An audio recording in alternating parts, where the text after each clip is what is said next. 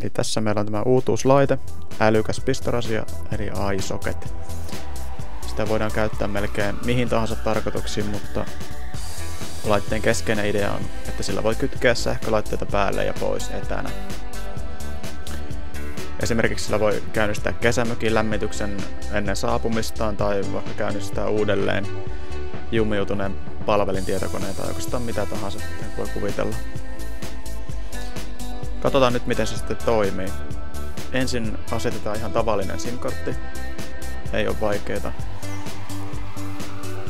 Sitten kytketään laite seinäpistorasiaan, taikka tässä tapauksessa sitten jatkojohtoon. Noin. Odotellaan hetki ja vihreä valo alkaa vilkkua. Sitten havainnollistetaan tämän lampun kanssa, miten laite toimii. Eli kytketään lamppu iSockettiin.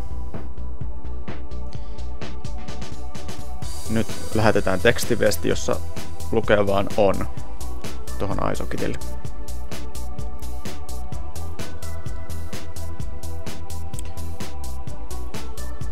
Ja nyt lähti viesti. Ja valo syttyi.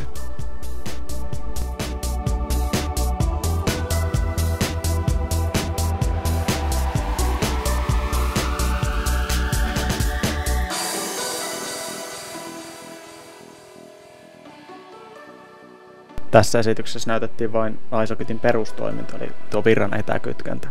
Mutta itse asiassa siinä on paljon muitakin toimintoja.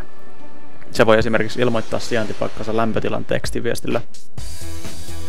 Ja vain soittamalla iSocketiin voidaan kuunnella, mitä sen sijaintipaikassa tapahtuu. Yksi todella kiinnostava lisätoiminto on mahdollisuus luoda helposti koko kodin turvajärjestelmä. Ja kun muistetaan, että kaikki tämä maksaa vain 145 €, niin voitaisiin iSocketia sanoa erittäin edulliseksi laitteeksi. Lisätietoja laitteen internetsivulta.